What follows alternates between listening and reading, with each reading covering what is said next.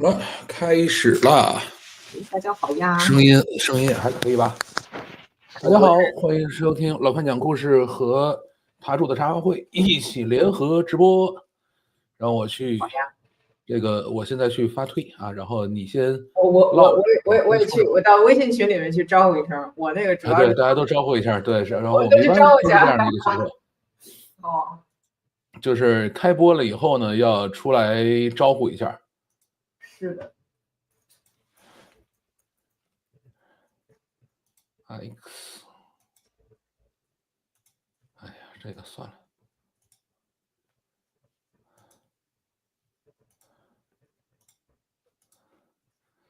这个让我们来这里，哦，错，这里稍微等一下，一般会早一点点开始，然后是的，其实也不算早了，这个时间应该算正好。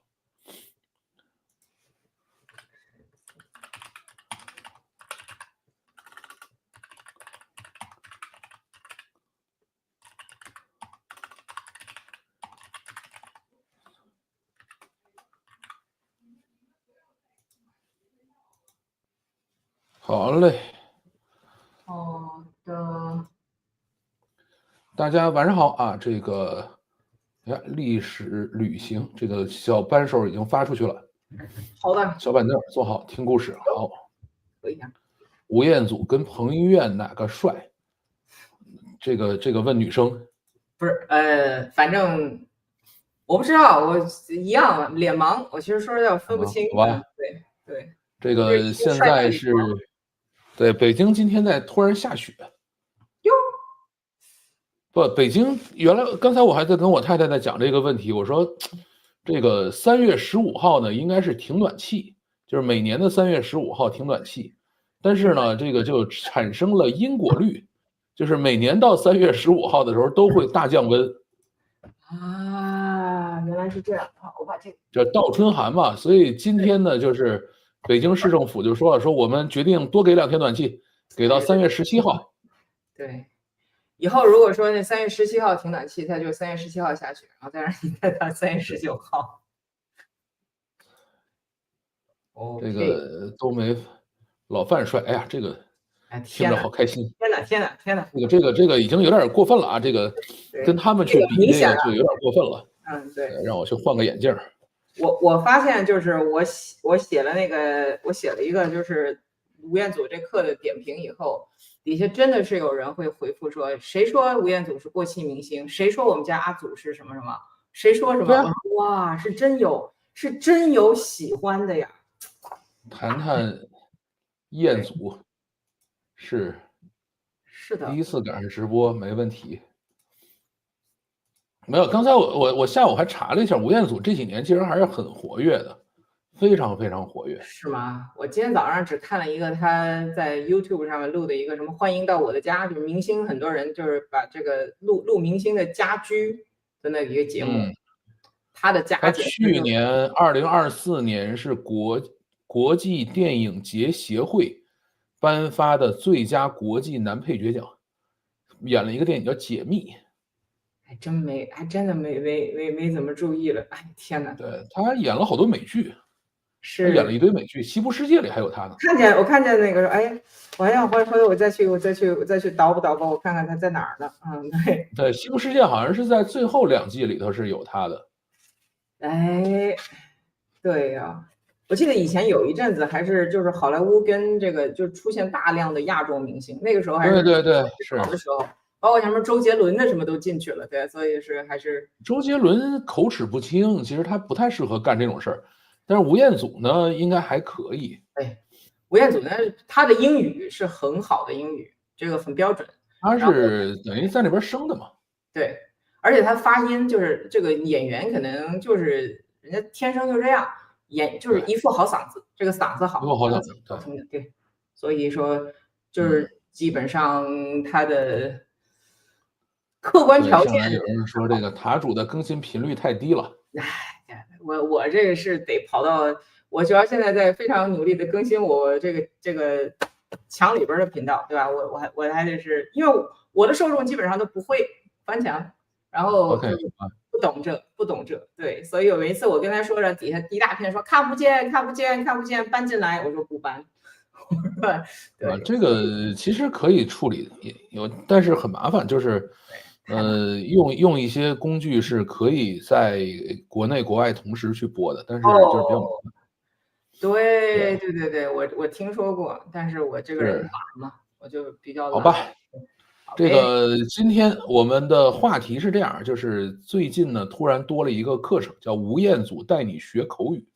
这个呢在国内非常火爆，一方面呢是小红书、抖音以及各种的社交媒体平台上的这个课卖得很好，另外一方面呢是我在各种的创投媒体上。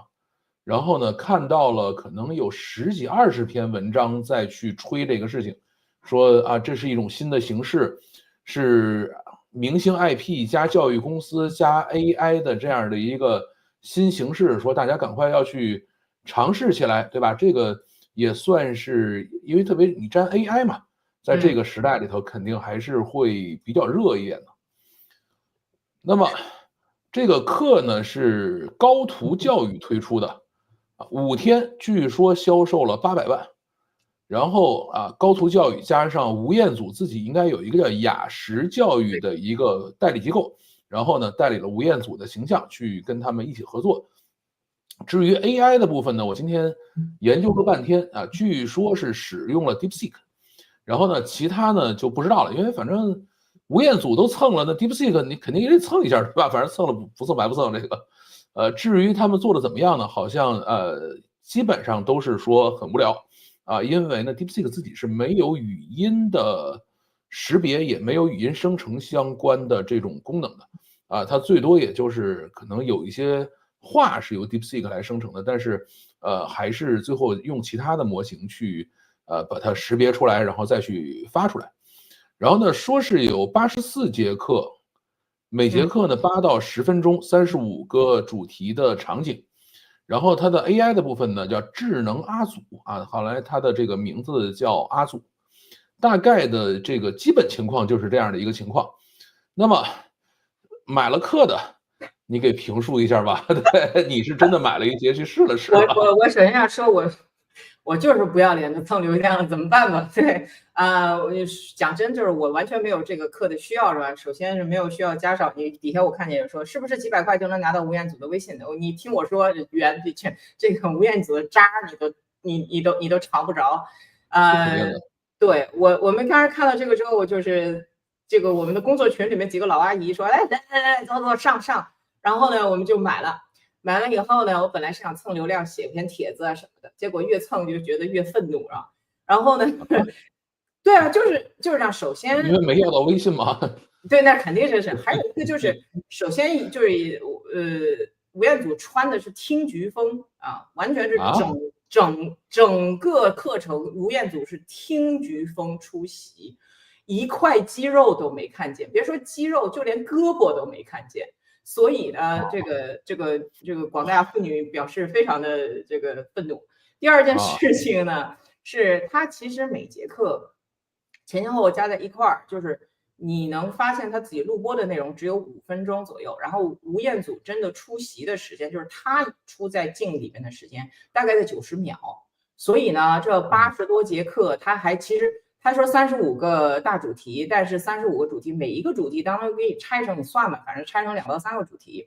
然后呢，就是那掉渣的那点汤，就觉得我这个汤就就以前好像说什么中华什么鳖精的那个汤，然后就是好大锅里面。中华无鳖精嘛。对，里边才放了半只之类的，就是这个意思。然后呢，就感觉特别水。然后呢，还有就是它的。本身的教学方法的话，因为我比较关心的是，我其实比较想看他到底用 AI 怎么样做一个教学的方法。结论就是他在用一个21世纪的工具做着400年前的教学事情，就是翻译法。就我告诉你，这是我爸，这是我妈，这是我女儿，然后什么这是我太太，然后请大家念一遍吧，这是我爸，这是我妈，这是我太太，这是我女儿，就是非常非常的，就是完全。这个让我很愤怒。就我觉得说高途不管怎么说也是应当是我是非常肯定它里边应该是有人懂的，但是居然什么都没干。所以这件事情在教学这个层面，我觉得是一件，哎，反正就是说顺了就教培界有劲了，对吧？对。OK， 就是这个样子。结果呢，有意思的地方就是他不停的不让你升级，所以这个事情我也跟范老师聊。什么意思呢？他不让你升级，就是我们把第一节课介绍我自己家里的三姑六婆都已经大概介绍了快48小时了。然后呢，我们的小助手就说：“哎，这个课我已经学过了，这课对我来讲太简单了，你给我要学下一课啊，我要看更多的彦祖。”然后呢，这个小助手就说：“你那节课是锁着的，你点不开。”然后我们说：“我们都已经学完了，该做的作业我也做了呀，而且这个我懂啊。”然后说：“你给我看下一课。”他说：“不行，必须48小时之后你才能解到第二课。”然后后来不停的在跟你说：“哎，你现在没有事儿干的话，我给你推2个这个优惠券吧。哎，你去优惠券，那个老师的课。”然后呢，他说我们不要看别人，我们就看彦祖，我要看彦祖第2节。然后他说不行，现在没有。然后我给你申请去，还居然要申请。然后到24小时以后，终于把第2节课开，发现也是5分钟的料，90秒的彦祖，然后不停的给你又在 AI 当中给你介绍下半段的三姑六婆，就是介绍更多的三姑六婆。所以到现在我们依然在观测中。我们当时其实有一个大胆的假设，就是是不是到后边课连录都没录出来，然后他就在前面不停的挡着。但是后来他所谓的84节课，你们现在看了几节了？我们只看了4节，只允许我们看了4节。对，是的，所以后边还不知道呢。但是有意思的情况是，闲鱼上已经挂出来了无彦祖无英文版，就是说不去只看彦祖，不学英文，1.5块所有的视频合集。好吧，这个不知道啊。所以他按道理说，就是不让你们去往前走，可能有一个很大的原因是怕盗版。是吗？对啊，你等于你把所有的84节课都刷完了以后，你不就可以很容易的去这个盗录它的内容吗？但是全互联网只要有一个人刷完了全，这不就都知道了吗？对吧？是啊。问题是现在他这课已经出来了快1个月了吧？他2月7、8号的时候就开始有这个市场的公示了。那怎么也世界上应该有一个人类是应该已经刷出来了吧？是。对，所以他如果是这个都是这么摁着放的话，可能还真不好说。那你比如你上去上课的时候是1对1的，就是你自己去上，然后你有没有什么家长群、学生群什么的？有一个群，有一个付费会员，就是付费了的会员群，这也很诡异。他的群人数是101人，然后我们讲是不是我们一个加上100个机器人？然后对，然后后来我们还去翻那个群里边其他人的这个，就是有些人的朋友圈，他可能就是能让你看个一点点朋友圈，然后我们看看这个是不是真人。发现，反正我不知道，现在我对这件事情我已经分不清现实和虚拟的边界了。就是他看着这些人，其他的微信同学像是个真人，然后他甚至还有视频号。然后视频号上面，我们就点开了一个大妈的视频号哈，然后谢也不能是大妈，可能跟我们一样大。然后他那个视频号就是你看是南方地区，然后冬天穿着很厚的那个睡衣，然后有个大胖小子，然后呢，在床上好像就是他儿子这样的，然后就是这种妈妈逗小孩的一些视频，很短，就是很简陋的这种小视频，看家庭视频。所以我们觉得呢，这种是可以造的，因为我们以前就造这种账号。对啊，所以我在想，所以我们在想，到底是真的还是造的？有意思的是，我故意让我们的小助手说，你在里边提点意见吧，就是你说你闹一下，你就闹一下，说这怎么回事啊？一般情况下，真人的话，一个有闹的，下边肯定有人会跟的。结果没动静啊！这个群怎么这么的安静如鸡啊？就等于是你们在里头提意见了，说怎么这样不行那样不行，然后没有任何人应和。对，我觉得很奇怪。然后呢，过2天之后，发现另外一个人也在闹，然后呢也说这个课不好，我要退费。然后那个主管的人就说，大家这个有意见想给我们提建议的话呢，请私信说怎么样。所以我们怀疑啊，这个群不一定是没有真人，但是真人浓度应该不高，估计可能5、6个，然后你在旁边弄点别的之类的，对啊。OK，了解。这样神奇，因为我们以前知道那种炒股群300人的群里头，实际上只有1个真人。对，所以我就觉得一开始我比较我不敢相信居然会这样，但是我现在有点觉得你分不清了，所以我觉得这件事儿其实对于就是教学产品的消费者来讲，有一个巨大的伤害，就是它打击了信任，就是你和老师之间的信任，这个信任现在已经就很在崩塌的边缘了。因为那你们去买完课以后，除了比如说在这个看到它应该是个 APP 还是一个什么样的形式？是高是个 app，途自己的 app 里边的 app 啊，OK。对。那这个里面是不是也有他们的老师会来去跟你们去指导？他用的又是非常典型的这个，就是中国就是在教培界，我们常常有就叫做白男配中女啊，就是找一个白的男的，然后配一个中国的女老师，然后吴彦祖是亚洲男，就亚男配中女，所以呢，他这有一个老师叫荷花老师啊，讲一些基本的这个 I he she it 啊，他就给讲一下这种就是小学就6岁小孩都能讲的东西啊，然后他给讲。然后所以里边的话，所以说5分钟的讲解视频，彦祖占90秒，然后剩下全是荷花老师的。荷花老师 ，OK。那这个后面比如说还有没有人，比如说督促你们去做作业啊，督促你们去这个做其他的一些沟通和互动的事情？基本上没了。对，我们也试图去提问题。完全是单向的。对，说我这地儿不懂，然后他就说啊，我们的老师会联系你，好像也没联系。我们当然想，难道你给我们打电话呢？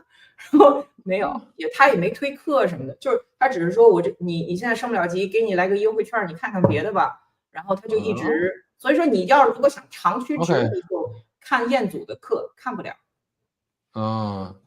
这个我知道了，这个看来让你们最大的不满意的是没有看到肉。对，没有看到彦祖。对，没有看到彦祖的肉，这个穿的太严实了啊！这个哇，这穿的特别土，就是真的是乡镇公务员的打扮，你知道吗？好吧，这个实在是让人难以想象啊。OK，对，广大妇女。那么这个 AI 的部分你们试了吗？是啊，就是跟他对话嘛。然后有意思的一点就是他太像 AI 了，原因是这样，就是他不给你纠错。我们那是故意跟他说错，就是说，他说你家里有几口人呐？啊，你问的时候你有兄弟姐妹吗？然后我们那个小助手就说 I don't have， 就故意用了一个比较中式的话，我没有嘛，中文。其实理论上应该是 I don't have any， 你在后边得加一些，或者说 I don't have any brothers or sisters。然后呢，我们说，故意给他来一个中式英语，叫 I don't have。然后呢，首先对于语音语调是没有任何纠正的，然后呢，对于这种中式英语的语法错误也不纠正。一切不纠正，而且还有意思的就是他会然后他说然后后来我们说那咱接着说吧，已经尬聊了，然后他说但是我有这个表兄妹哈 ，I have cousins。然后呢，彦祖就说那个家里如果有表兄妹的话，也是很好的陪伴 ，That's a good company。他用了这个 company 这个词，对于中国人就是如果是公立学校长大的这个教育途径的同学来讲 ，company 第一个想法是它是公司，没有想到它原来是陪伴者的意思。其实，什么 ，it's a good company， 其实就陪伴。其实说实在的，公司不就是一群人互相陪伴一块赚钱吗？对。所以呢，就是这个他根本就没讲，而且他呢跟一个语言程度这么低的一个学习者用了很难的一个词。说实在的，在我们看来是有一点故意超纲，那对方根本不懂，然后他也故意没有讲中文是什么。所以我觉得这个产品它就是做的太敷衍了，就是很敷衍，太敷衍了，就是了解。那么他这个的目标人群是多大的小孩？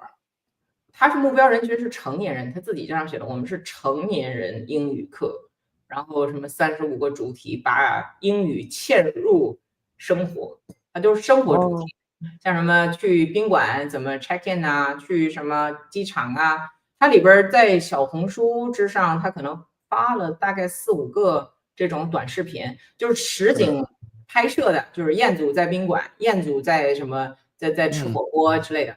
后来我们的小助手还问说：“哎，我想看更多的彦祖实景，就是彦祖还在哪里？”然后那个小助手跟我们说：“彦祖的实景只在宣传片里有。”你们在 App 的这个学习正规的这个干货的片当中看到的都是绿屏，彦祖本人在前面，然后后边是绿屏，然后说是为了不让大家分神，要好好学习，所以故意在这个学习视频当中是没有实景拍摄的。我们说这是神马逻辑？对，那你们看到的这个，比如说是这个课程是后边是绿的呢，还是后边也是有一个大白，全大白，就是它肯定是给做成那个渐变白嘛，就是那样。等于压根啥都没做。其实像我这样后边，比如有一个，有时候刷个背景图什么的都是可以的嘛。对呀，所以我们就说你这些东西不需要彦祖额外的镜头时间了，也就是说高途不需要再付额外的钱给彦祖了。那他反正都录完了，你后期做一下剪辑，难道会怎样呢？没有，后面一面大白墙，而且它这个界面在设计的时候就特别的弱智，是一个这在英语教学上来讲是一个无效的界面。它所有的英语都下面加了字幕，那我就说我就说嘛，我说这样的一个界面，大家第一先去看中文，尤其对于那些英语不怎么样，先去看，因为字儿认识。第二会去看彦祖的脸，最后才会看到英语。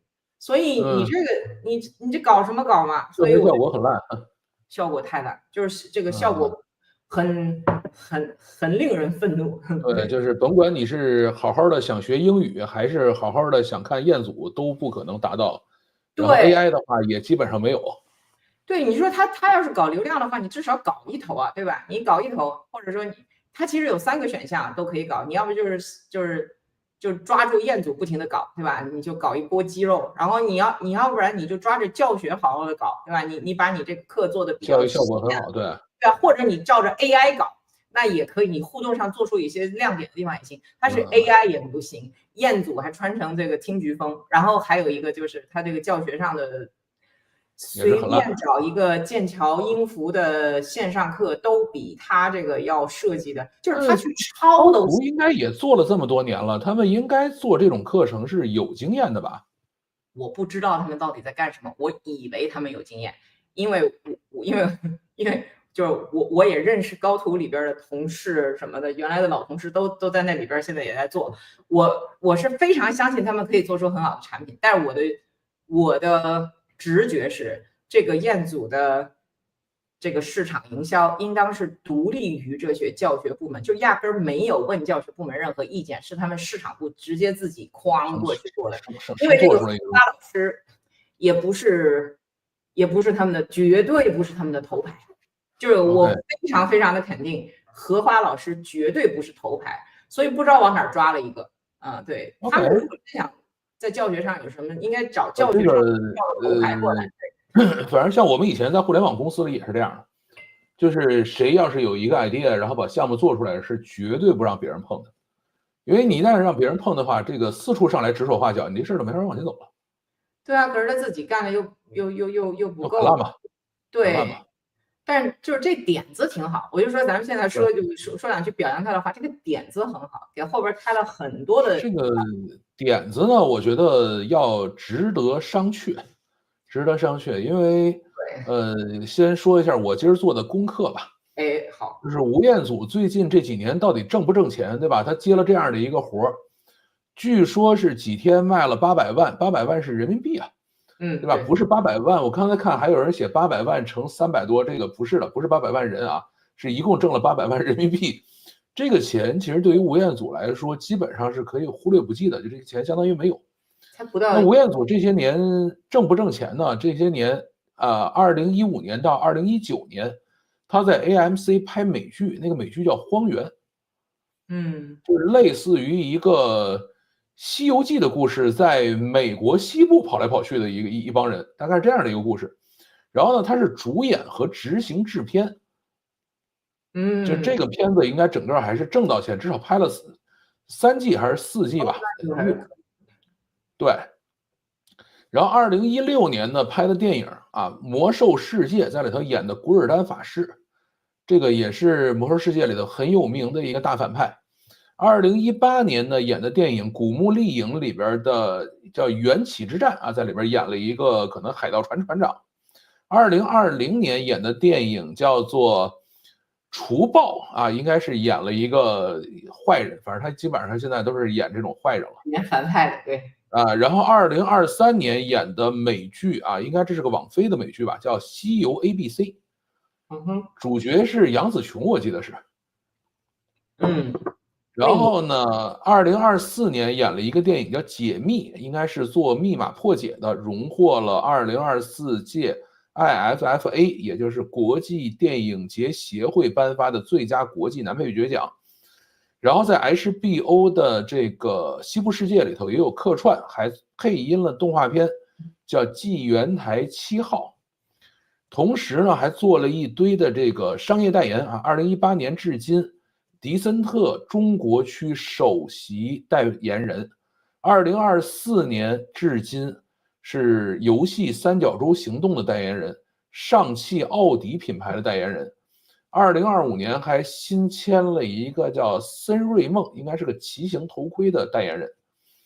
这个曾经代言过万宝龙，这个什么欧莱雅男士的什么护肤品，什么这些东西他都干过，对吧？什么阿迪达斯什么都代言过，然后包括这个佳能 DV 和精工手表都代言过，但是这个应该已经停了。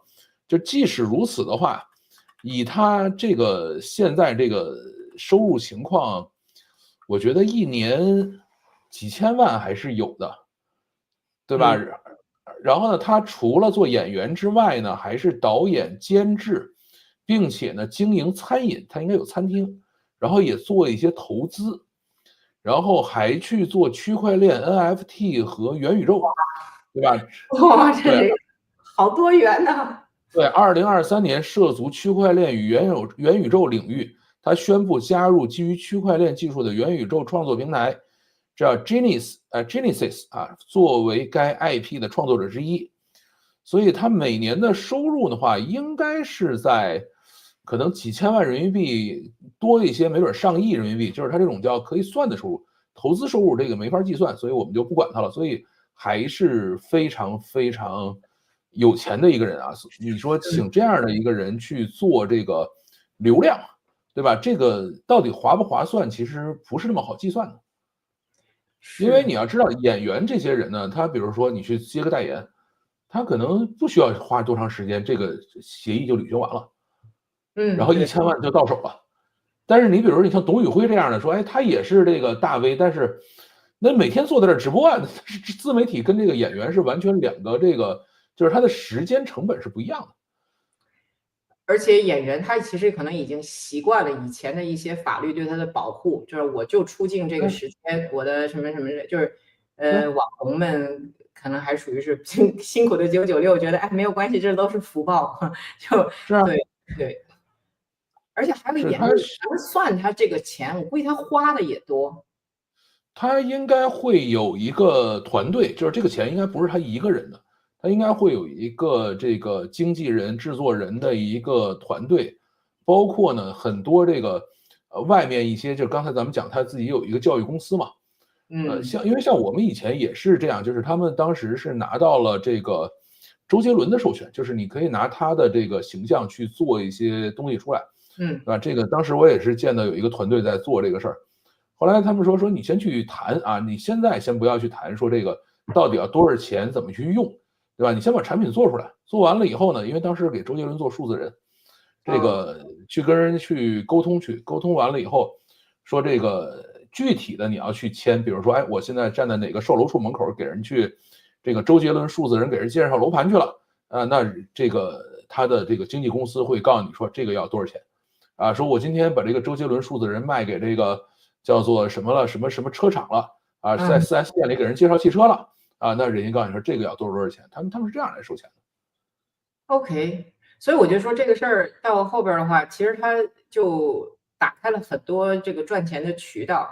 在英语老师这个行业，大家就说哇，他们都下场了，那我们干什么去？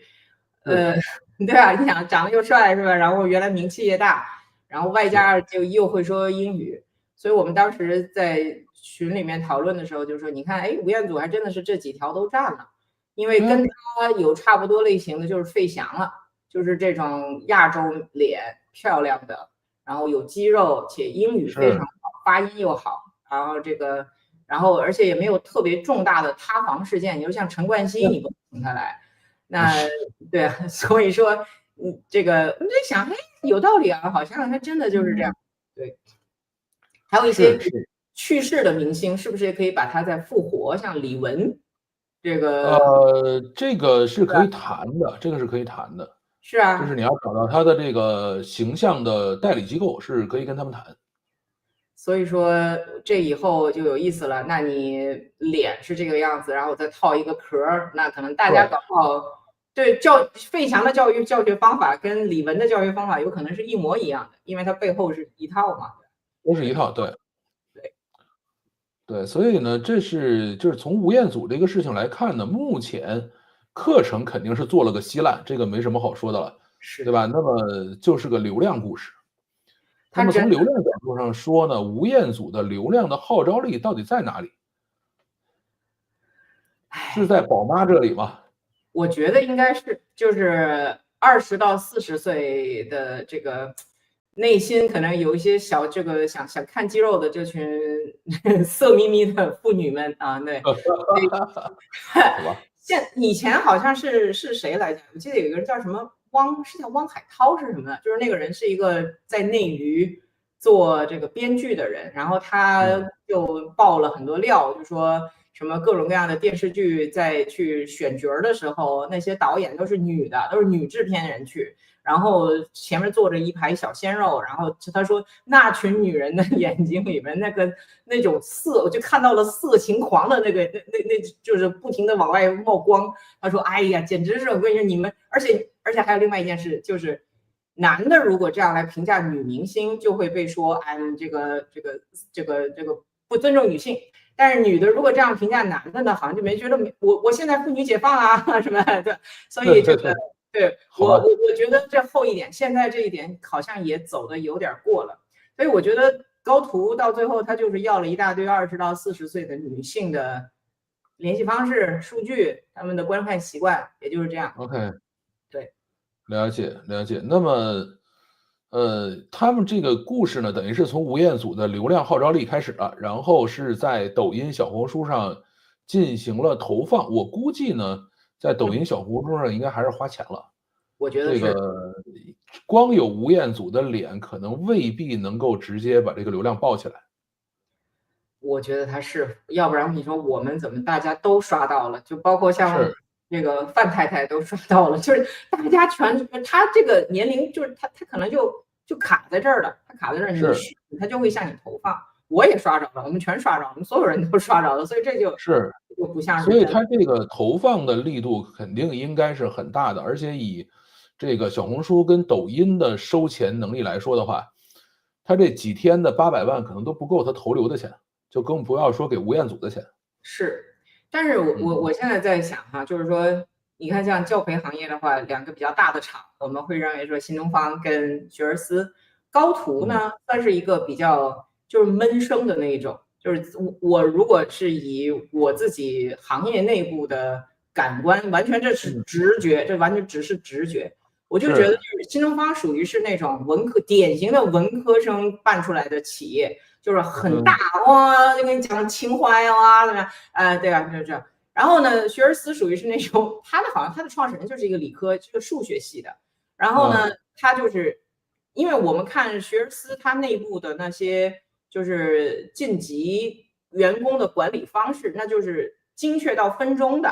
说怎么回嗯，事？怎么回事？你这个虚班几个点，然后再有那几个什么增权的一个什么数再算进来，然后你这个最后这个月你的客服是什么？不是你的这个课时费是1小时235块7毛8，就是他会嗯，算的特别紧。然后高途就是哪个都没占，高途就是觉得他是那个万年老三，就是或者是神仙老大，什么神仙打架，最后可能折的就是他。嗯，所以我就觉得高途这一次的如果说真的要说把这件事情把好事拿出来说一说，就是他真的拼出了，就是他拼了一次，他有曝光量，要不然他头2位在上边，大家一想到就是新东方学而思，新东方学而思，没有想到过还有别人，所以这一次他就是出圈了一下。可是我也比较担心他出圈的这个质量不高，会不会对他有其他的不好的影响？这个其实不重要了。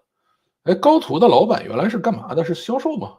没有，高途陈向东，他是考研英语的老师，最早的时候考研英语老师，考研英语，然后没有，不是最早，应该是讲GRE 的阅读是什么？反正他们那个阶段的老师都是 GRE 或者是托福，至少是托福出身的。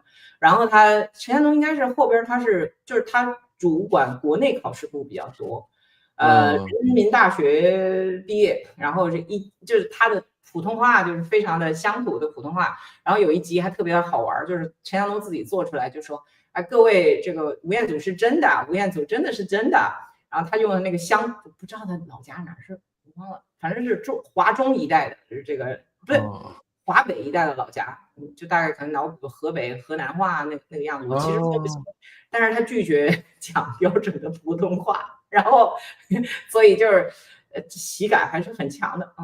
对，善用排比句，这个是陈老师他的特点，特别喜欢用排比句。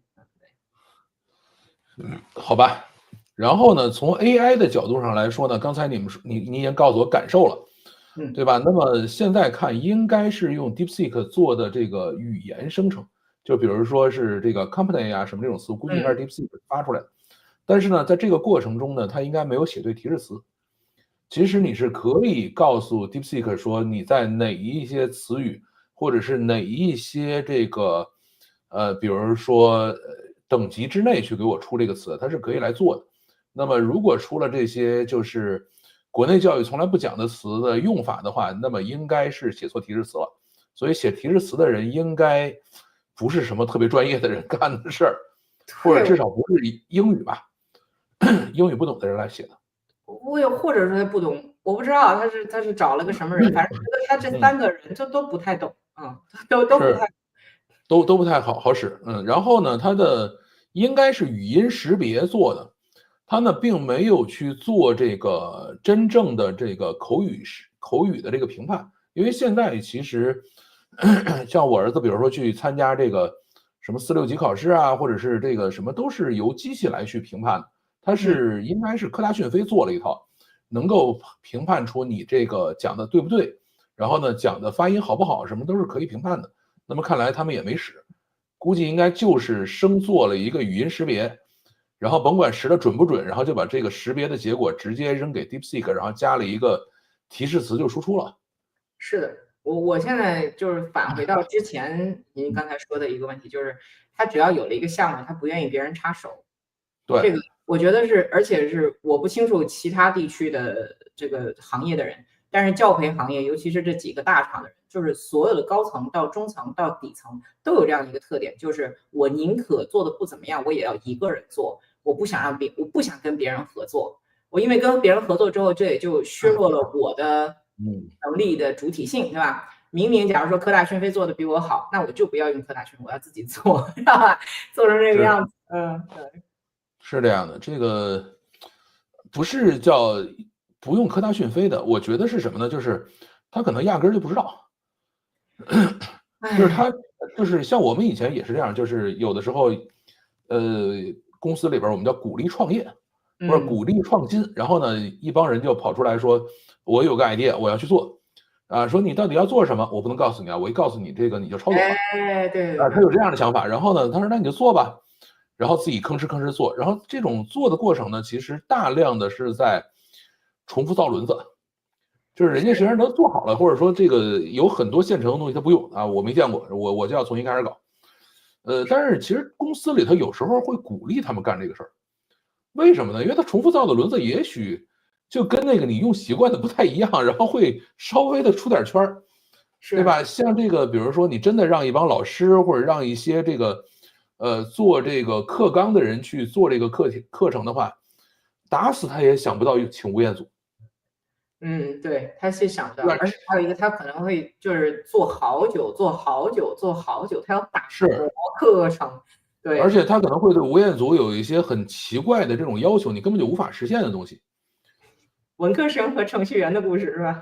是是是，这个不，要这样做，因为像对，我以前也是有过这样的同样的事情，就是我原来在公司里边给人做活动，对吧？然嗯后老板说你去这个安排一场活动，然后要宣传什么什么产品，什么什么技术，我就吭哧吭哧做了。做完了以后呢，这个老板总是不太满意啊，说你这个好像有点小气，那个有点小气。我说这个没办法，我说我就没花过大钱，我说我花大钱你也不让，对吧？后来嗯就找了一个，他说我一定要找一个做事做大气的，然后找了一个那种特别大杂志回来的一个那个主编回来做活动，，OK，然后那个做了一场活动，那老板巨满意，然后跑到美国去，直接请的美国前副总统戈尔，然后跟老板哦，一块儿上台。然后呢，后来我说他一场活动花了多少钱？300万美金。嗯，我说是，我说我一场活动都是按照这个几千美金或者1万美金去花的。我说你让我去想花300万美金这事儿，这个我就没有这个胆子，那怎么办呢？对对对，有的时候真是这样，就是他可能他那就是他想要那个300万美金的那种样子嘛，但是呢，是吧？他又不能告诉我说我想要干这个事情，对吧？他告诉我了，我没准我也会，我也敢去干。但是说，他说你去发挥一下想象力，我说不会，这个想象力，这个贫穷限制了我的想象力。有的时候是这样，我们以前也有这样的同事，就是那种，就是我们心想，你做一个小机构，反正就是到一个还不错的写字楼里面租一个地方就行了。他不是，嗯就是那种人，就是真的是，可能也是家庭的原来的成长的环境，就是爸妈可能就是吃过见过，他也吃过见过，结果他就在海龙租了一层楼，说这一层都是我们的，然后就走，咱啊们一定要把这个就把机构要开在这儿，然后嗯，后来结果弄不下去了，每年那个租金哗哗的往外流。但是就人就是这样，他就是人每个人他真的就不太一样。是我其实有个问题啊，你说。我觉得我其实带着问题想问你一下，这个流量真的玩起来这么野吗？就是这也太就是不，在这个流量其实我觉得是这样，就是高途这一次的流量玩法呢，是一种非常简陋的啊，或者说是非常粗陋的玩法。就是真正的流量玩法是极其精细的，因为 OK，我们会算得非常清楚，说我到底能挣多少钱，然后呢，这个我的账期是多少钱，我最多可以借到多少钱，然后我最后做完了以后，把这个收的钱收回来以后，然后我怎么能够把这个所有借的钱全还上，正好把这个坑给它填平，稍微可能有个5%或者3%的利润，这个是真正的流量玩法。嗯，像高途这种玩法的话是非常粗犷的玩法，他压根儿就不知道该怎么玩。那他应该怎么玩呢？就是假如咱们给他 Q 出去玩，也他可能也做不应该到。怎么玩是这样的啊，就是正确的流量玩法应该是这样的。首先，比如说，我们先跟吴彦祖有一个这种叫做意向，或者是有一些这种可能有这么2、3个备选明星有这种意向。然后第一件事呢是要做实验，先要到流量平台去做实验，然后看看哪一个流量明星跟我们目标客户群体是匹配的，先要干这个事儿。然后这种实验呢，通常是什么呢？比如说你有一些别的课程，或者像我们以前做游戏吧，比如我有些其他的游戏正在推广的，我们就把这个明星的脸放上，然后你在举报我啊或者什么的时候，我说我不知道，我搞错了，我给你弄下来。这个呢，啊，你就可以把实验做出来，然后可以回收数据了，知道说哪一个明星的效果最好，然后我们就要开始进行这个叫做素材制作，就是我们比如说请吴彦祖签协议，然后跟他签这个叫做比如说类似于一个代言协议吧，就是你真不可能让他给你整个把课程录下来，对吧？所以呢，要还是比如说我们写好本子，说这一部分请吴彦祖整个念完，然后呢，整个吴彦祖念的内容的话，像刚才咱们看是84课，然后每一课比如说有个，咱就算1分钟吧，对，其实已经算是很长很长的，你相当于你拉着他拍了一集这个电影的这个长度，而且还是他一个人拍。正式拍电影，其实你说他能有多少镜头，对吧？最多也就是说我们这种他是不需要反复的，不需要咔，不需要重试，所以呢，它这个其实已经是把吴彦祖的这个资源用到头了，所以这个成本是固定的，就是我已经把吴彦祖这个成本放在那儿固定的，剩下的呢就要开始去进行投放。投放的话是需要试的，比如说，我测试先投个这个每天，比如说投10万出去，发现这个流量多少回来，然后呢，这个转化率是多少，留存多少，然后后边是怎么去处理这个问题，然后再往后说，哎，这个10万的出去了以后，然后我比如说发现我用了5天可以把成本回收了啊，过这5天的时间挣的钱我就把这10万块钱挣出来，每天10万，那怎么办呢？20万，然后发现哎，这个成本回收周期变长了，变成30天了。那么最后就看说你手里的现金够你投多少天的，然后是不是你手里账上的现金，是你手里能够借到的现金。所以像我们以前，比如说账面上有个1000万美金的时候，我们可以投1亿美金出去。哦，对，因为可以借嘛。对，我们是四处借钱，借完了以后，所以在这个过程中的话，就为什么它是极其精细的，稍有闪失，这个公司就咔嚓就不见了。因为你的账务你的这个借债是你整个的这个公司现金流的可能10倍。那昨天就是我还记得你说过一句，说这么玩其实是有一些，就是说高途的这个是可能会有一些危险，也不叫危险，就是它不妥的地方。还有一个就是，对啊，那是什么样的一个？所以呢，这个事情从高途的角度上来说呢，我们要算一下这笔账。高途投入的呢，应该是跟吴彦祖 IP 合作的一个费用，这个费用的话，有可能是在几百万，甚至是近1000万的一个费用，就是跟吴彦祖这样的一个人合作。因为刚才我们也讲了，吴彦祖现在还是这个上汽奥迪的这个品牌代言人，还是什么迪森特的品牌代言人。这种品牌代言的话，这个正常的应该是1000万人民币一年，而且以吴彦祖这种还在高频露面的这样的一个明星的话，可能会到1000几百万，有可能会到2000万，都是有可能的。所以像高途这样的合作，而且呢，应该是还会有一些这种课程要求，你可能真的是让他拍了1个小时的课，或者是多长时间的课，对吧？那么在这个过程中的话，我觉得这个成本是不低的。是。然后课程编制呢，应该是最粗制滥造的部分，压根儿可能就没怎么下功夫。对啊，我就是，那他这产品经理估计就是一个，我估计是个搞一个市场，应该是个市场做的。因为现在呢，就是四处都有人去失业嘛，所以也会有很多的这个就是跨界的人会到一些公司里边来，所以这个人可能就是原来他是在影视圈，或者是有一些吴彦祖这样的资源，对吧？他就是这样的。但是呢，课程他也不懂，我就随便可能在网上扒了个课，就搁这了。然后老师、客服和运营的成本呢，应该也是能省则省。就是以你们所享受到的服务来说，应该是没怎么在这儿下功夫，对吧？对，还有可能是机器人啊。不，机器人那个是有成本的，就是你要去拉机器人也是有成本的。然后流量投入的话，按照我的感受，在这个几天的时间里头，它应该有个可能几百万人民币的投入进去，还是有的。那你看这个铺天盖地的广告你都看到了，这都是钱啊！1000次展示是这个100块钱，基本上这么算。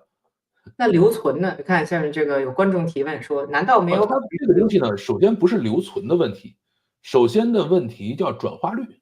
因为呢，这个卖英语课跟我们以前做游戏是不一样的。你只要是花钱买了，这个转化率就是有，对吧？你没花钱买，这就无所谓。你说我花钱买了以后我不看，那人家也挺开心的，反正钱我搁兜里了，对吧？这个它是无所谓的。像我们做游戏都是，你是免费玩完了以后，玩到第几级以后才开始充值，所以我们要看好多转化率才要看留存。像这个上课呢，一般是2个东西啊，第一个是转化率，第二个东西是什么呢？叫复购率。就是我这次转化了啊，买了你的课了，买完了以后呢，我这个课甭管上的合适不合适，其实你想退款都是很难的。那么后续如果说我还有新的课程，还可以再继续的去卖，因为它不停的在给你推优惠券，不停的给你推其他课嘛。那么这个呢，就是希望在这个里做叫二次转化。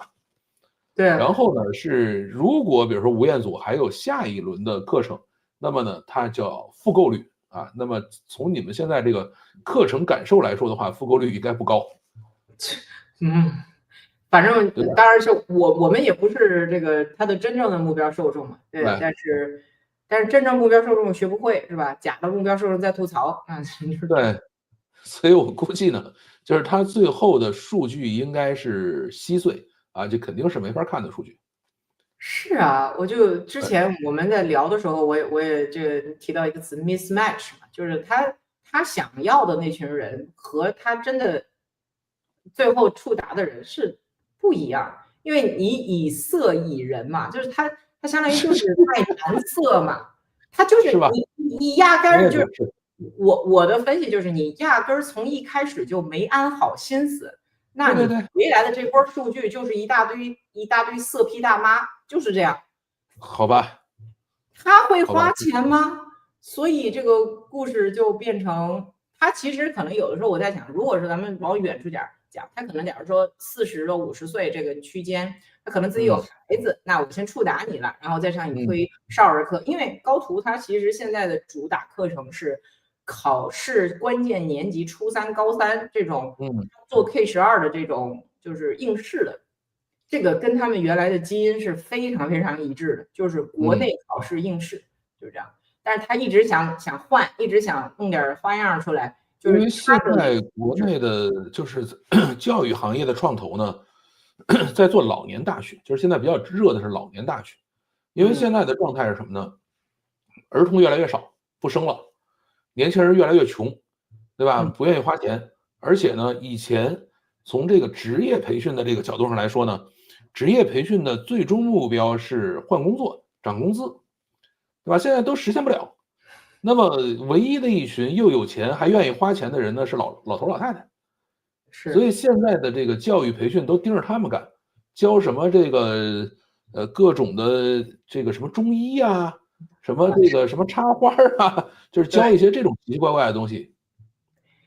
我有一个同事，也不是同事，是他的朋友啦。然后他在上海的静安区教老年大学，说根本就报不上名啊，老年嗯，们都疯了啊，就整天在报老年大学。然后他还说了一句，他说教老年人特别好，你备课成本很低，你大概也就备个3节课，因为到了第3节他开始忘，然后下节课来他又回哦，来之后他又忘了，你再给他讲一遍，所以你就备好3节课开心，讲一学期。好开心。然后每一次都非常认真的记笔记。他说：“哎，他说60多岁嗯的老年人真的是特别特别的认真的好学生，但是他真的是会忘了的。”然后你就会嗯，再讲一遍。他说：“所以这个哎也没办法，但是这个哎，所以说现在教培的目前的状态就是这个样子。然后很多的话，现在 AI 又来了，所以很多老师就是真的是对这个对。惶惶不可终日啊。嗯，是是是，然后呢，像它这几天的流量投入很大，产出呢5天800万这个事儿呢，有可能还有水分。一般有学费。所有拿出来去这个宣传的数据，可能都是有水分的。对，所以他最后应该是肯定没赚到这笔钱。至于后续的收入的话，我估计应该很难。我有一个小小的点，我不知道啊，嗯就是我们所在的群呢，是叫一群，它后边有个括号写的一群。然嗯后我心想，这你都已经卖了一个多月了，然后我们还嗯，是一群，然后群里面是101个人，然后那也就是说，你难道一个月只卖了100份儿吗？这是怎么回事儿？所哎，以，你那个群的完整的名字叫什么？哎，我来给你找一找啊，啊，找一找啊。对，我给你找一找，因为我觉得这个只能这个是吧？这个计算机比较好的人可能才会解读它到底是为了啥。好，我来看一下，嗯我们的截图，嗯哼哼哼哼，所以说比较神奇啊。嗯。看一下图片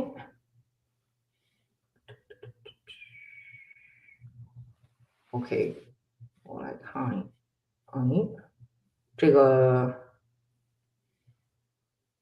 哎，OK，它是单独有一个客服，你可以加到这嗯，个人。然后呢，我再看一下他这个，嗯，刚才看了他这个，刚才是有，其实有我们的同事是给他画出来的。哎，存到哪里去了？所以我估计可能还有一些订课的人，就是像你们这些英语老师，说我想看看他到底咋回事儿，我估计有做一一下这个课程研究。我真觉得是有一堆同行，例如是说这个，诶，为什么找不到那张？他这样的就是给你看一下，就是这个类型啊、是就是他是一对一的。然后呢，他说这个图片是宣传片里的内容，是课程包含的场景，但是呈现方，OK，式不一样。然后这个客服上面像右上角、左上角是802条未回信息了已经。嗯，哦，来了，这是这样的，长这样，是个群的名字叫什么？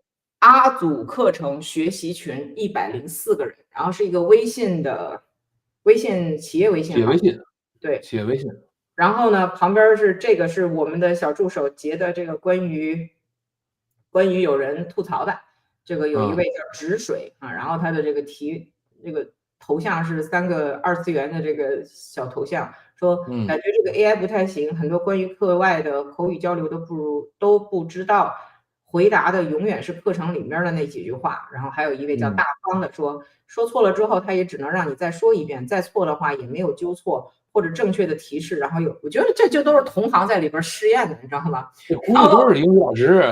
对对，然后说有问题可以问我啊，然后这个技术说反馈给技术，这个此群为打卡群，只发打卡。你说是不是把你们这些英语老师识别出来，给你搁在一个群里了？他们也没有什么好识别的，我们买这些东西的时候，我们会用小号买。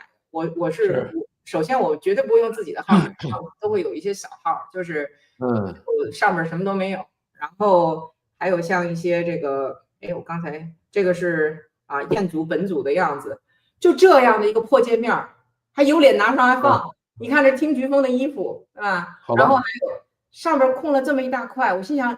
你把他脸放大一点可吗？可以吗？我要看吴是是是，彦祖的一脸呐、然后没有啊，就是我觉得嗯这些都是应当就是这个是他们的宣传片的内容，就都是这个，啊，就感觉你像是个宣传片，但其他也实是等于穿一身衣服就整个把它一次做完的嘛，可能中对。间不换衣服的。然后这种就是我们打开了所谓同学的账号，我也不知道他们到底是不是应该真的。是机器人，应对啊，该是机器人，里面什么都没有，然后就这样，所以是我觉得，哎，然后下面这个属于是闲鱼上吴彦祖的课1.5块已经开始转出来了，，OK。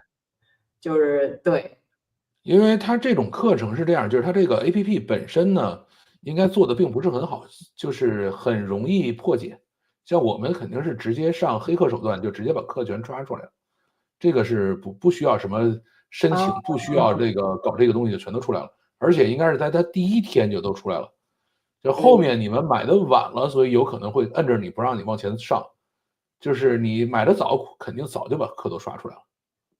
那可是他只要有一个人刷了，然后一个人买了之后，一个人对，再出去卖，这不就结了吗？就盗版这是。个就是盗版已经完成吗？对不对？对对，所以他这个应该前面的钱都打水漂了。至于吴彦祖的账结没结这事儿就不知道了。不晓得，所以这个事儿呢，就是高途肯定是叫赔本赚吆喝了，就赚了一身吆喝，然后至是于钱本有吆喝。身没有。然后吴彦祖呢，相当于是接了个代言啊，一年估计几百万上千万吧。代言合同呢，一般是规定说一系列活动，比如说你要拍几次广告，参加几次活动，大概一般是这样的一个代言合同。对那对，么在这个过程中呢，你比如说要求他拍课，那么应该就是录了一大堆的这个，或者说有一大堆的稿，说你就照这念吧，然后他可能就坐那儿嘁哩咔嚓把全念完就完事儿了。就可能某一天穿了一身这样的衣服，可能也是很偶然的就来了，然后就坐这儿吭哧吭哧吭哧把所有该念都念完，然后大概他就把这个合同执行完了。你要想再让他出来说，你再给我念一什么，搞不定了。你是的，肯定还要再花钱。就是像以前，因为我们以前在一些大公司里头也跟这些明星签这种代言协议，然后他们就会算说，哎，这个今年好像还有一次活动没干呢，哎，这个年会吧，请他来那个聊一会儿吧，这个是可以的。但是哦，对，你比如你把这个数用完了，你就不能再请他来得了。刷完，哎，对。对，它其实有时候有一些，我有一个我有一个猜测，就是吴彦祖他应该自己不是说他不知道这件事儿，他肯定就是像以前我们在新闻机构里边的话，那个嗯，上镜记者跟老东家的那个签的合同里面是对体重都是有要求的，然后包是，括你的外形。然后当时嗯，我记得我们那老板就每天中午都只吃沙拉，说这个已经到了这个要被减钱的边缘了，得吃沙拉了，得减点。所以我在想，吴彦祖的感觉，我的感觉是他穿这么多，是不是他不满意了？就是说钱没给够，那我不可以，我不会给你穿一个什么紧身的 T 恤来的，我就给你穿一个逛逛是，大夹克，然后对啊，就对啊，所以而且对啊，反正我觉得你就算是说，哎呀，总之他现我觉得这个在肯定身材啊什么的还是没有任何问题，现在因为还在不断演片子嘛。嗯我今天放那个图片出来是2024年给这个就是奥迪做代言的那个图上抠下来的，对吧？这啊，个穿着西装什么还是这个很有型的一个那是绝对有老帅哥吧，啊，老帅哥绝对老帅哥了，这个肯定没有任何问题的。但是我估计像这个什么呢，就是第一个就是钱就比较少，然后呢，其实这些明星啊，有的时候他也愿意做一些这种新鲜尝试，说我嗯。原来没干过这事儿，我干一次试试，啊，他有的时候会愿意干，然后呢，在干的过程中呢，这个各种的要求就相对来说比较宽松一些。是，还有一个就是我在想，以后的人，他就假如说他是个明星，他赚钱的嗯，方式就真的是很多了。比如说，我把我的脸借给高途，我把我的脸借给新东方，我把我的脸借给谁？那这个我只是纯在思考啊。那一个人如果他就是正常生下来的时候就是个好看的人，那这以嗯，后这一辈子就都行啦。但是还有另外一个，那以后 AI 也可以做出一个好看的人来。对啊，所以以后那这有虚拟形象啊，但是虚拟形象有一个问题，就是它没有跟人类进行一定程度时间的积累。我们都是 AI 生成的帅哥很多，你让他生成吴彦祖类型的帅哥，他也可以给你生成。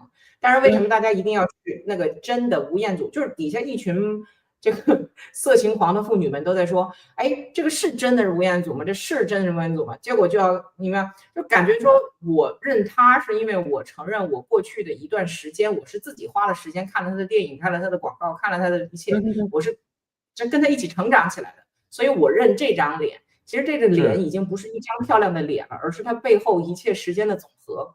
那对，这是一个人格。对，就是还是挺有意思的。就说这也为各位明星迟暮的时候开了一扇门，就是你可以到这个最后我觉得呢是这样，就是肯定未来会发生很大的变化，因为现在呢也有很多的这种叫，我们叫数字 IP，他们也在不断的去积累。在这个行业里边儿，他们是这么玩儿的，就是，那个所谓的数字 IP 呢，其实是一个穿着胶皮衣的人。就是我们嗯用这个摄像头把它拍下来，拍完了以后呢，再把二次元或者一个什么形象画上去。这个他们后来啊，就想说，哎，既然是这样的话，我换中间这个人不就完了吗？对吧？因是为现在你完全让程序去生成是生成不了的，所以呢，他们就找一个人穿着胶皮衣，然后在身上画一堆点儿，然后你做各种动作呀，然后呢去聊天呀，他们也直播呀，搞这个事儿。然后在这个过程中呢，就很多这个他们管这个职位叫胶中人啊，就穿胶皮衣那个人叫胶中人，然后就觉得异常的压抑。为什么呢？因为整个团队里他薪水最低，然后所有人都对他呼来喝去的，因为你要去做数字人啊，这个薪水都是很高的，程序员啊、设计师啊，这个什么都是薪水很高的。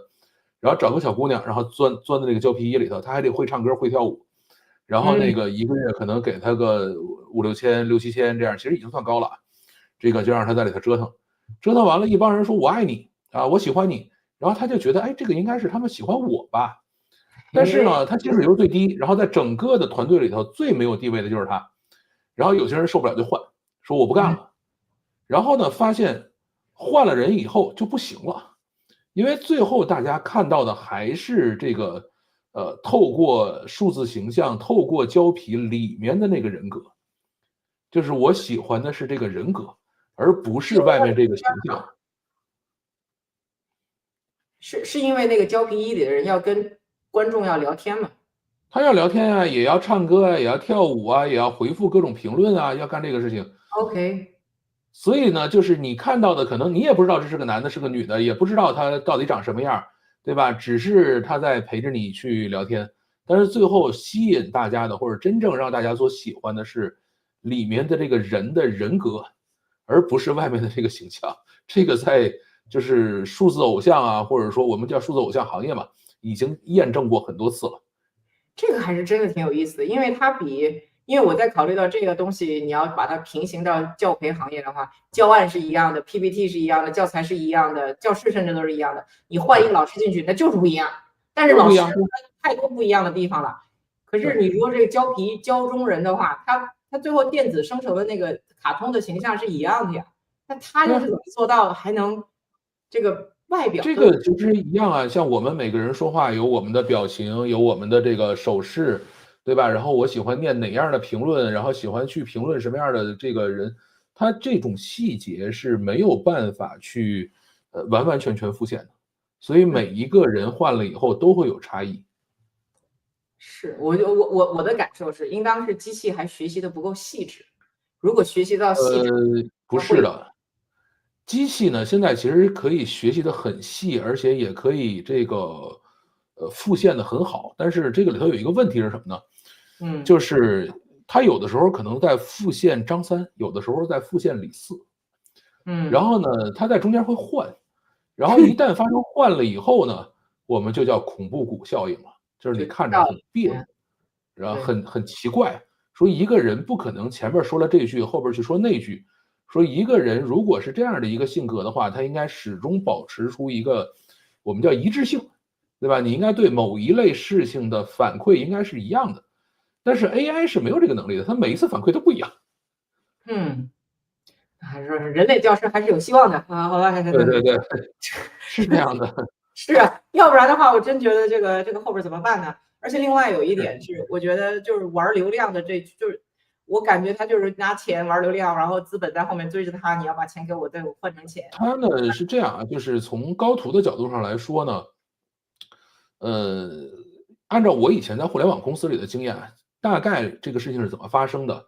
是他可能偶然的机会挖到了一个跨行业的人回来，然后这个跨行业的人呢，正好有一些这种吴彦祖啊，或者是这样的这种资源，然后呢就说我们去整一下试试，然后也写了这个计划书，但是呢，以刚才你对高途的这种描述来看呢，他们并不是这种工程师思维，如果是按工程师思维的话，你这种计划书是不可能让你开始花钱的，对吧？那么一定不是，那么肯定是说，前面花了一点点钱，然后稍微有一点什么样的成果以后，这个招回来的这个人啊，鼓动这个三寸不烂之舌，把这个高途的老板说明白了啊，或者忽悠瘸了，然后就把一把钱扔进来，就开始干这个事情。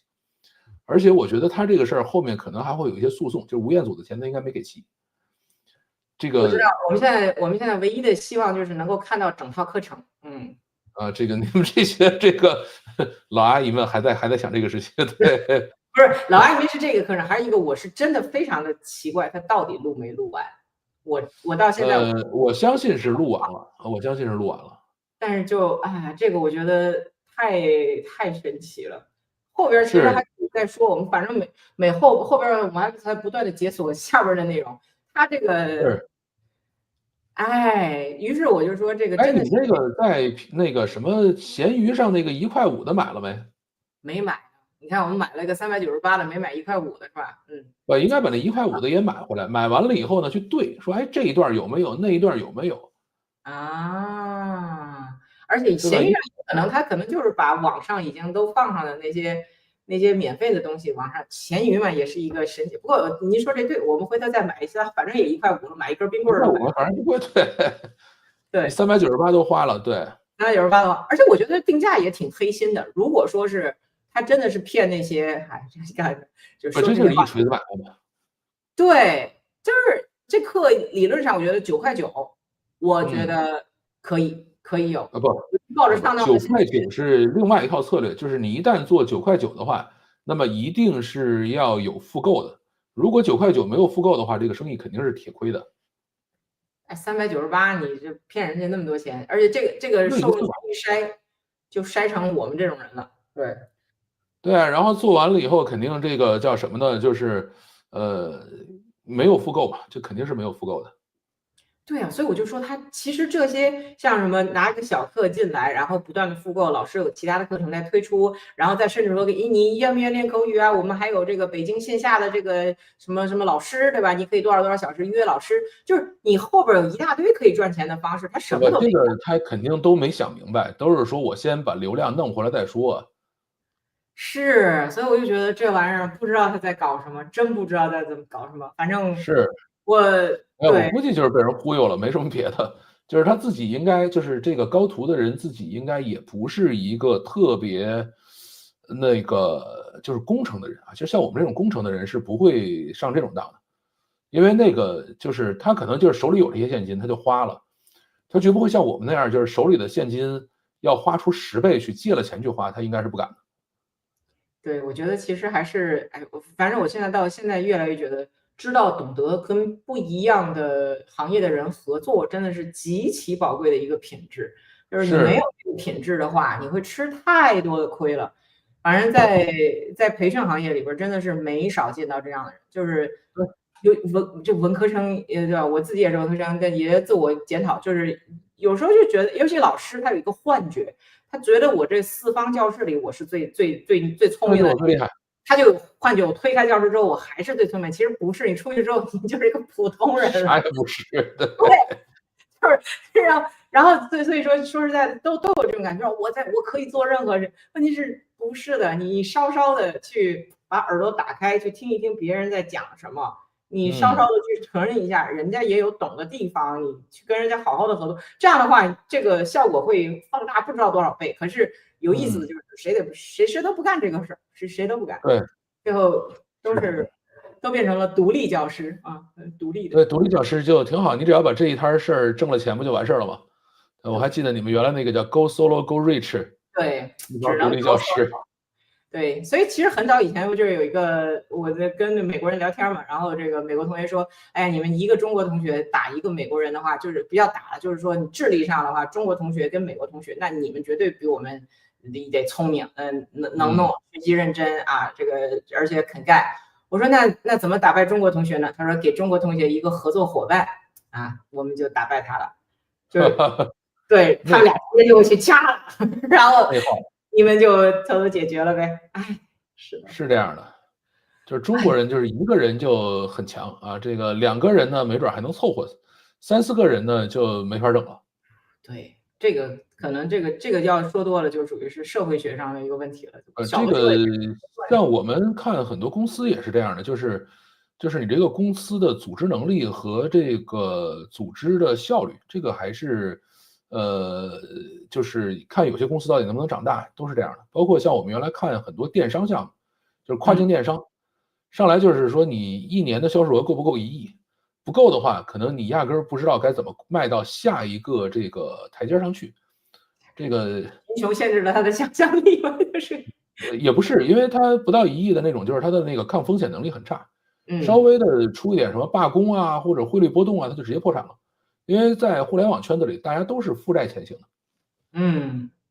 对，这个倒是很有可能，有时候它大一点儿的，而且就我倒是没有想到过，就没有接触过这么大的体量的这些人，但是我的感觉就是一个公司，像假如说新东方这几万个人的，跟你一个小作坊就仨人啊，那肯定是不一样的。那是，对，其实他可能一个在新东方做惯的人，你让他去指导一个18线城市的一个小机构，他也指导不来。那搞不定，他那搞不定。对反过去更不行，所以这个就是，是各有各的活法。对。不像我们以前互联网公司里经常就看到那种，就是一个小办公室里头3个人，但是呢4个人手里边的那个流水每天都是可能几百万美金，或者是这个上千万美金，都是这么看流来流去的。有这种人，这对于对，我们来说，这个钱有的时候它是个数字。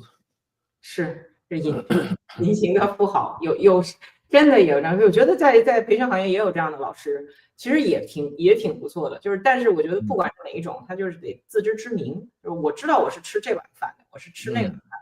他说我吃不了那碗饭，我想去吃，那你就去找别人合作，你找人家吃惯那碗饭的人一块儿来吃这碗饭。但是，哎呀，这个事情就要是都这样就好了嘛，对吧？没有这样。这个是不那么容易的。OK，那么好，最终的话，咱们总结一下吧。嗯。这一次吴彦祖英语课这个事情，对于整个行业来说，会有什么样的启示或者说改变吗？我的感觉是2点，现在咱嗯们就是吐槽他吐了这么久，我来说说好的地方吧。就是他嗯毕竟是出了圈儿的第一次做了这种尝试，不能说是第一次，至少是他出了圈儿让大家知道的这样的第一次。嗯你就会给很多人开脑洞啊。我们刚才讲到了说它的制作不够精良，它的 AI 互动不好，然后它的这个课程设计，但是这3类人其实现有的社会上你都可以找到，那就对后面去找就行了。也许这个下一个成功的产品不出在高途，可能会出在新东方，可能会因为这绝对所有人都盯着它呢。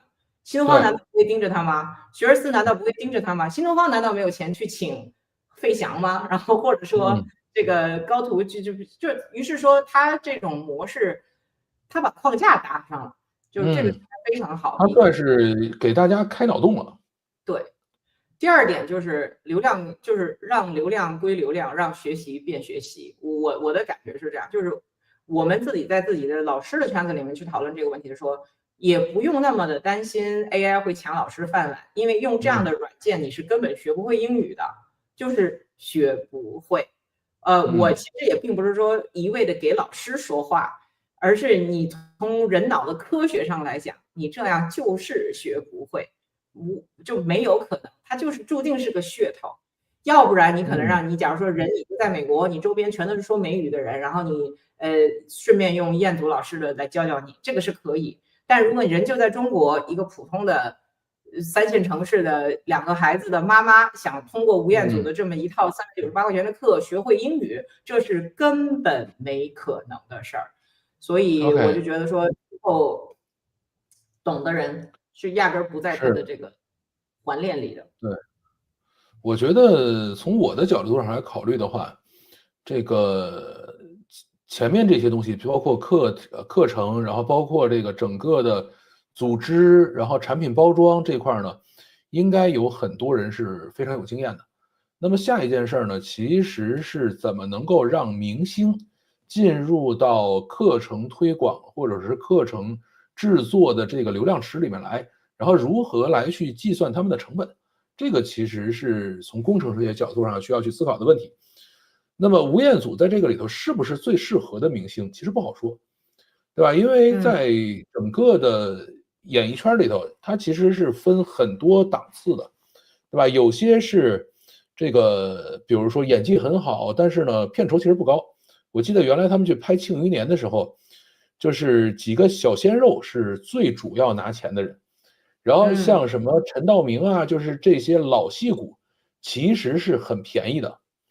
因为呢，他没有什么粉丝团、应援团，什么整个这套新的流没有这个量玩法，他等于也没有这种成本。所以呢，对于他们来说呢，这块儿就是价格很低。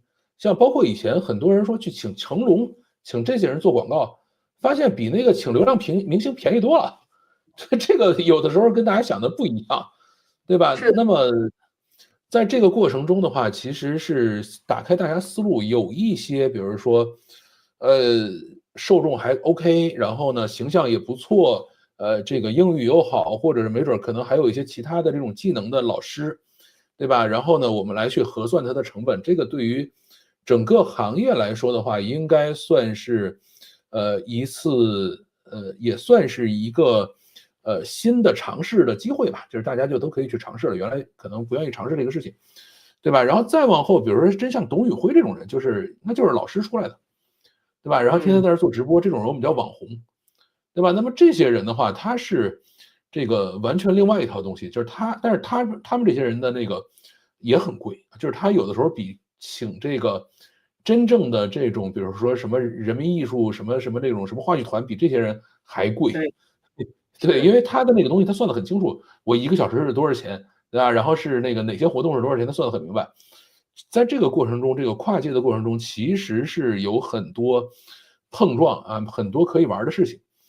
这件事儿呢，我觉得是很棒的。然后另外一个就是关于 AI 教学这个事情，这个还有很多可以思考的问题啊，很多可以思考的地方。比如说，现在这个OpenAI 自己的那个叫做 Real Time 的 API 就很好用，就是你们用 GPT-4o 的那个叫高级语音功能，那个效果好极了。然后在国内现在我看到的唯一的跟这个持平的其实是豆包。然后呢，其他的像千问啊，还有像DeepSeek 或者其他都差得很远。对，豆包是这个做得很好，就是跟他聊天儿我太太有时候就是，跟豆包聊一会儿，然后我们现在给我儿子的这个要求也是每天要去跟豆包聊一会儿。哦，对，这个还有一这个效个好处，果普及了。耳机是什么东西？就是你直接可以把它挂在那儿，你就直接跟他说话了。它只不过现有耳机，你不用耳机，有个手机就可以。OK，那还挺好的。这个其实我那个效果觉得是极好。对，所以我就觉得以后教学培训就会变成极端的两极化，就是很有钱的人对，就是雇佣真人的时间，对，另外一种就是就免费课或者很便宜的课，对，你只要就大家想学，总能学会。对，是，但是，对。哎，这个事情今天早上不还有一个说什么这个关于文科生，以后世界上各种大学都在减少文科生的比例嘛？然后这个我发现真的，真的不对，但是这个其实是很错误的一个事情。也许以后可能文科生真的就是一个少数人的工作了，这就是个少数人的可能有不会的，我觉得这个是一个很短视的这个玩法儿。因为呢，这个现在之所以大家觉得文科生可以被替代，是因为评判者是程序员。嗯，就是对于我来说，我并不认为说我用 Midjourney 画出来的东西比这些画家差，我也不认为 DeepSeek 给我写的文字就比那些作者差，对吧？这个是因为我是程序员，我就是这么判断的。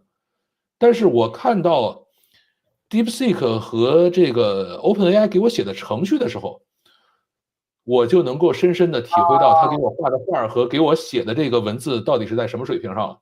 因为我自己是程序员嘛，我可以很好地去判断程序的水平，但是我没有办法很好地去判断美术和这个文字的水平。对，这里边就有一个就是外行看怎么样和内行之间怎么对啊，评。对，就就好像是这样。英语教学有时候要按谁谁谁一个老师，哎呀，就像这段时间什么周思成啊，什么那些什么考研的名师，就是好多的粉丝量。可是，在我们内行人想，no，他这个是完是。全不，就是甚至说完全没资格被点评的课。所以说，是。就是真的是太不一样了。就是内行看自己，就是问题就是咱看不看得懂。对。对，所以现在之所以文科生不吃香的核心原因就是，给 AI 做评判的是程序员。但是问题是语言的这个现在话语权就是在理工的这边儿，对吧？那对，现在的话语权就在程序员手里，就是这样。是啊，就在程序员手里了，是吧？还不是其他科目。对，而有是。意思就是我前一段时间在游泳池旁边儿这个看小孩儿游泳，然后旁边有一个妈妈，这个两口子都是程序员，然后这个妈妈呢就跟我抱怨，我们家小孩儿一样大，然后那个小孩儿的妈抱怨说，我们家儿子啊就喜欢读这个科学的这个书啊，读科学的这种儿童小册子。我说那不挺好的吗？爱读书就行啊，爱读就行。现在小孩都去刷手机了，他还愿意看书。然后他妈说不行，这个我觉得要求不达到我的要求，是上海人。我说你怎么能没有达到你的要求？他说我要想让我的孩子多看这个虚构类文章。我说为什么呢？他说我儿子不爱看故事。他说因为我觉得以后写程序 AI 都可以帮你写，但是创造力 AI 是反正他不行，所以一定他的教育方式是要让儿子从小了解，就是文科生的世界，或者这个故事啊，然后虚构就是人在 AI 发明之前那些人类单纯用大脑想象出来的这些瑰丽的世界。他说我要这部分。他说现实世界到底是一个蜘蛛，到底是通过什么样的方式爬到墙上去的？这个你以后你随便你问谁都可以，对吧？问 AI 都给你打准。而且它永远是这个样子。但是我觉得哦，好吧，那谢谢啊，这个对于文科生其实的肯定，是有道理，其实有道理，对。这对，个因为我最近在写程序，就是用 AI 写程序，然后就发现 AI 写程序的过程中，真正需要人干的事情是把问题描述清楚，观察。这个其实挺难的。对，这个其实是有是是，有是有是有章法的，它就是要嗯，学的话，其实是有章法的。你描述的时候怎么描述怎么描述，然后章法之外，你要是这个人他自己要再是，去，所以，哎，对，反正好吧，大伙儿都这个 OK，我们最后这对，个结个论吧。这一次的这个尝试是可贵的，啊，这个尝是，试是可贵的。然后虽然课程做的稀烂啊，然后这个但是呢，也算打开了很多人的思路。然后从整个商业的这个事件角来说的话，我觉得高途呢是完全不合格。就是从商业策划和商业的这个，就是比如说包括财务分析啊什么这块儿，应该他就压根儿就没做，就生干了。那么在这个过程中的话，呃，这个高途最后应该是会成为一个笑话。我是我这个很不愿意看到这样的结果，但是目前好嗯像所有的事情都是朝着这个方向发展的。但是，嗯我也不知道我还有很多很好的朋友，现在都在高途里工作，所以呢，嗯，但是他们，对吧？就是祝他们好运啊！对，没事儿，他们不工作不下去就跟着你去 go solo go rich 呗。他们有些人是对，当他们属于是当社畜当习惯了，其实当社畜也有很多非常好的好处，有很多事情不是，用自己担心，所以他们就会觉得说我就一直这样做，其实也挺好的。但嗯是呢，只不过是高途的境地真的很尴尬，就太尴尬了，已经他就是相当于是教培到最后一个尾巴，他最后嗯上市。他反正踩上这辆美国上市的车了，但是嗯那个时候那个风口，而且他刚没上市没多久就双减，所以挺倒霉，嗯，加在一块儿。各种好吧，倒霉，好吧。行，对，那感谢我们今天就到这里，我好们聊得，OK，大家再见很开心。，OK，我们就不拜拜。跟大家互动了啊，因为我们俩聊得开心就可以了。好，对，还有人说这个你们今天没有怎么跟我互动啊，我说是，这个是没怎么互动。好，那是的，么今天就这样，再见。再见，拜拜。